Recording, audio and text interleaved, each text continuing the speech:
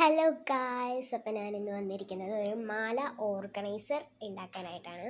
ഞാൻ ഇപ്പോൾ ഉണ്ടാക്കി പകുതിയാക്കി വെച്ചിരിക്കുകയാണ്. കാരണം എന്ന് പറഞ്ഞാൽ ഞാൻ മറന്നുപോയി പെട്ടെന്ന് ഇങ്ങോട്ട്. അതുകൊണ്ടാണ് ഇതിപ്പോൾ ഞാൻ കുറച്ച് ഉണ്ടാക്കിയിട്ടുണ്ട്. നമുക്ക് ഫസ്റ്റ് തന്നെ കാർഡ്ബോർഡിൻ്റെ പീസാണ്. ഞാൻ ഒരു കാർഡ്ബോർഡിൻ്റെ പീസിൻ്റെ കവർ അങ്ങോട്ട് വലിച്ച് കീറിക്കളഞ്ഞു. ഇപ്പം അത് പെയിൻ്റ് അടിച്ച് വെച്ചിരിക്കുകയാണ്. കാണിച്ചു തരാം. കണ്ടോ, ഇത് ഞാൻ ഇവിടെയും പെയിൻ്റ് അടിച്ചു, ഇപ്പുറത്തും പെയിൻ്റ് അടിച്ചു. കണ്ടോ, ഇനി ഇത് ഉണങ്ങണ നേരം കൊണ്ട് നിങ്ങൾ അത് ഉണങ്ങാൻ വെച്ചേക്കാണ്. ഇത് ഉണങ്ങണ നേരം കൊണ്ട് നിങ്ങൾ ലൈക്ക് സബ്സ്ക്രൈബും ചെയ്യണം, വേണമെങ്കിൽ കമൻറ്റും ചെയ്യേണ്ടതാണ്. ഓക്കെ, ഇനി ഇത് ഉണങ്ങിയിട്ട് കാണാം. അപ്പോഴത്തേക്ക് നമുക്ക് എൻ്റെ മാലകളെല്ലാം ഞാൻ നിങ്ങൾക്ക് കാണിച്ചു തരാം. ഓരോന്നായിട്ട് കാണിച്ചു തരാം ഞാൻ.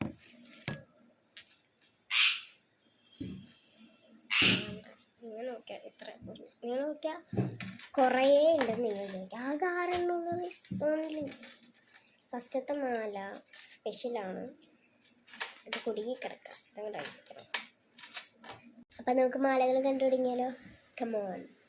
ഫസ്റ്റത്തത് സ്പെഷ്യലാണ്.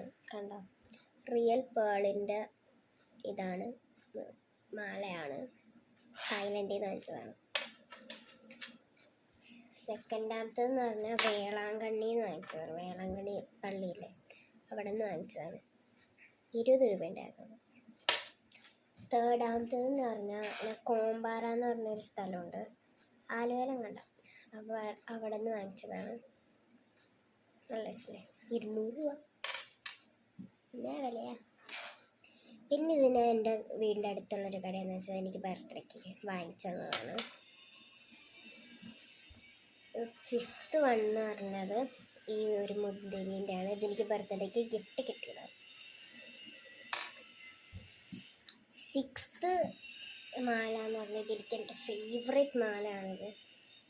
നമുക്ക് ഇത് അനങ്ങുമ്പോൾ അങ്ങോട്ടും ഇങ്ങോട്ടാകും. എൻ്റെ ഉള്ളിൽ ഒരു സ്റ്റോൺ. ഓക്കെ, ഇത്രയും മാലകളാണ് എൻ്റെ കയ്യിലുള്ളത്. നമുക്കപ്പോൾ അത് ഉണങ്ങിയിട്ട് കാണാം. ബൈ. ഇതിൻ്റെ ബാക്കി പെയിൻ്റ് അടിച്ചതിൻ്റെ കോലമായിരിക്കണം. ഇതിൻ്റെ ബാക്കി ഞാൻ സെക്കൻഡ് പാർട്ടിലിടാം. Okay, by.